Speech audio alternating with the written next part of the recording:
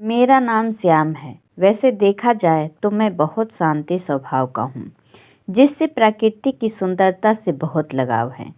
मेरे घर से थोड़ी ही दूर पर एक पार्क है, जहाँ शाम के वक्त काफ़ी भीड़ रहती है। एक दिन मैं भी शाम के वक्त टहलते हुए उस पार्क में चला गया। थोड़ी देर पार्क में टहलने के दौरान मेरी नज़र एक लड़की पे पड़ी।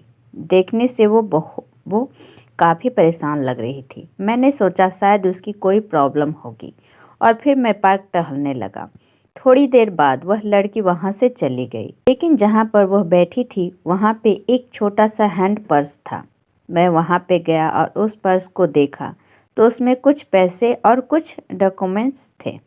मैं उस पर्स को लेकर पार्क में उस लड़की को ढूंढने लगा, लेकिन मुझे वह नहीं मिली। फिर मैं उस पर्स को लेकर अपने घर आ गया। घर आकर मैं उस पर्स से उसका आइडेंटिटी कार्ड निकाला। ये आईडी कार्ड उसके ऑफिस का था, जिसमें स्नेहा नाम लिखा था। मैं अगली सुबह उसके ऑफिस गया और उसके बारे में एक वर्कर से पूछा, तो उसने बताया कि स्नेहा तो पिछले एक सप्ताह से ऑफिस नहीं आ रही है। मैंने उस वर्कर से स्नेहा के घर का एड्रेस पूछा तो उसने बताया कि यहाँ से 5 किलोमीटर की दूरी पे गुरुकुल कॉलोनी है, वहीं पे वह रहती है। फिर मैं ऑफिस से सीधा उस गुरुकुल कॉलोनी में गया। वहाँ जाने के बाद मैंने एक गार्ड से स्नेहा के बारे में पूछा तो उसने बताया, स्नेहा मैम पिछली वाली अपार्टमेंट में 16 नंबर में रहती हैं। मैं फ्लैट नंबर 16 के पास गया और डोर बेल बजाई। थोड़ी देर में स्नेहा ने डोर खोला तो मैंने देखा कि उसके मुंह में ब्रश है और ब्रश करते हुए उसने मुझसे इशारे में पूछा, क्या बात है? तो तुरंत मैंने उसका पर्स उसे दे दिया और कहा कि कल शाम को आप ये पार्क में छूट गया था। पर्स देखकर वह काफ़ी खुश हुई और क्योंकि वह ब्रश कर रही थी तो उसने मुझे इशारे में ही अंदर बैठने को कहा। मैंने उससे कहा, नहीं मुझे अभी घर जाना है। उसने मुझे इशारे में 2 मिनट बैठने को कहा तो मैं अंदर जाकर बैठ गया। वह तुरंत ब्रश करके आई और मुझसे पूछा कि आप चाय लेंगे या कॉफ़ी? मैंने कहा, नहीं मैं कुछ नहीं लूँगा, मुझे सिर्फ आपके पर्स लौटाने थे। वो मैंने लौटा दिया, अब मैं जा रहा हूँ। इतना कहकर मैं वहाँ से चला गया। अगले दिन जब मैं शाम को फिर से उसी पार्क में गया तो मैंने स्नेहा को एक छोटी सी बच्ची के साथ खेलते हुए देखा। स्नेहा उस बच्ची के साथ बहुत खुश नजर आ रही थी।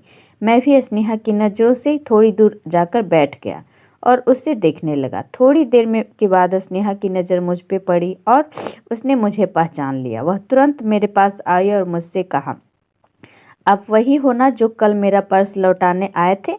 मैंने कहा, हाँ मैं ही आपका पर्स कल लौटाया था। स्नेहा, कल आप इतनी जल्दी में थे कि मैं आपका नाम भी नहीं पूछ पाई। अमन, नहीं कोई बात नहीं, वैसे मेरा नाम अमन है। स्नेहा, मेरा नाम स्नेहा, अगर आप जल्दी न होते तो पार्क के बाहर कॉफ़ी पीने चले। पार्क के बाहर एक कॉफ़ी शॉप में हम दोनों ने कॉफ़ी पी। कॉफ़ी के पैसे मैं देने जा रहा था, लेकिन स्नेहा मुझे मना कर दिया। जाते वक्त स्नेहा ने मुझसे कल डिनर के लिए अपने फ्लैट पे आने के लिए कहा। मैंने स्नेहा को कहा, ठीक है मुझे टाइम मिलेगा तो मैं आऊँगा। इतना कहकर फिर मैं अपने घर चला आया। रात को सोते वक्त मुझे स्नेहा की याद आने लगी। पता नहीं उसके बारे में सोचने लगा। मैं तो सिर्फ उससे 2 बार ही मिला था और न जाने मुझे अब क्या होने लगा। उसका चेहरा मुझे मेरी आंखों के सामने दिखाई देने लगा और कल की डिनर के बारे में सोचते हुए फिर मैं सो गया। रात को स्नेहा के फ्लैट से जाने से पहले मैंने तैयार होकर आईने के सामने खुद को लगभग 10 से 15 मिनट तक देखा। मैंने अपनी बाइक निकाली और सीधा स्नेहा के फ्लैट पर गया। स्नेहा ने बहुत प्यार से मुझे अंदर बुलाया। फिर हम दोनों ने डिनर किया और मैंने स्नेहा से पूछा, आप अपना ऑफिस क्यों नहीं जा रही हो? स्नेहा, नहीं मैं ऑफिस जाऊंगी, लेकिन अभी कोई प्रॉब्लम है। अमन, और वो प्रॉब्लम क्या है जिसे आप हमें नहीं बताना चाहते? स्नेहा, सच कहूँ तो मुझे स्टीमर की प्रॉब्लम है और डॉक्टर ने ऑपरेशन करने को कहा है, लेकिन ऑपरेशन के लिए मेरे पास उतने पैसे नहीं हैं। अमन, मैं आपकी कुछ मदद कर सकता हूँ? स्नेहा, अरे नहीं, आपको तकलीफ़ उठाने की कोई ज़रूरत नहीं है। डिनर ख़त्म करने के बाद मैं घर चला आया, लेकिन रात को मुझे नींद नहीं आ रही थी। मैं सिर्फ स्नेहा के बारे में सोचता रहा। बहुत सोचने के बाद फिर मैंने तय किया मैं स्नेहा की मदद करूंगा। अगले दिन मैं स्नेहा के फ्लैट में गया और उसे अपने साथ लेकर जाने के लिए वो मना करने लगी। मैं नहीं अपनी जिद पे गया। मैंने स्नेहा को कहा, मैं तुम्हें ऐसे तकलीफ़ में नहीं देख सकता। मुझे तुम्हें ऐसे देखता हूँ तो मुझे तकलीफ़ होती है। सच कहूँ तो मुझे तुमसे प्यार हो गया है। ये मेरी एक बात सुनकर स्नेहा रोने लगी और उसने मुझे कहा, अमन तुम मुझे पहले दिन से ही अच्छे लगने लगे। तुम्हारी ईमानदारी और मासूमियत मेरे दिल को छू गई।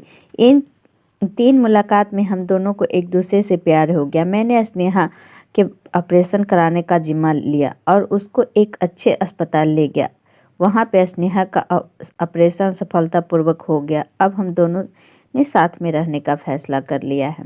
ये कहानी कैसी लगी आप लोग कमेंट करके ज़रूर बताएं और ऐसे ही कहानी सुनने के लिए मेरा चैनल को सब्सक्राइब ज़रूर करें। फिर मिलते हैं अगले वीडियो में। जब तक के लिए bye bye, take care, thank you.